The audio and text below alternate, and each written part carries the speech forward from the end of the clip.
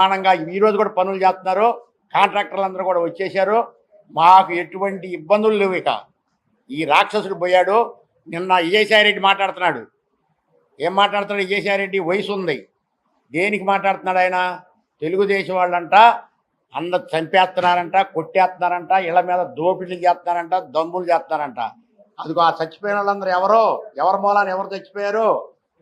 నా ఎస్సీలు, నా ఎస్టీలు, నా బీసీలు అన్నారు కదా విజయసాయిరెడ్డి. మరి వాళ్ళందరూ ఎందుకు చచ్చిపోయారు? దమనకాండ అనేది మీ ప్రభుత్వంలోనే జరిగింది. రాక్షస పాలన అనేది మీ ప్రభుత్వంలోనే చేశారు.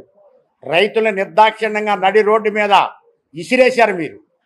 పోలీసులను అడ్డం పెట్టుకొని మీ ఇష్టానుసారం చేసి వేడీలేసి రైతులను తీసుకెళ్ళి జైలు పాలు చేశారు మీరు.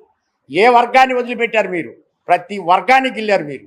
గిల్లని వర్గం ఏదో ఒకటి చెప్పండి. మీరు మంచి మాటలు నేర్చుకోండి అయ్యా. ఇవాళకైనా మీరు మిమ్మల్ని వాడగొట్టింది ఏంటంటే మీ భాష, మీ యాస, మీ గోసే మిమ్మల్ని వాడగొట్టింది. అంతే తప్ప ప్రజలు మిమ్మల్ని వాడగొట్టలా. ప్రజలకి మీరు ఏమిచ్చారు?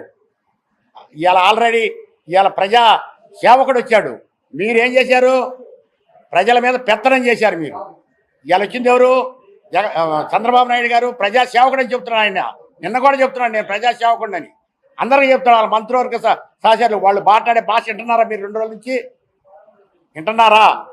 ఇకనైనా బుద్ధి తెచ్చుకొని జాగ్రత్తగా పరిపాలించడం నేర్చుకోండి.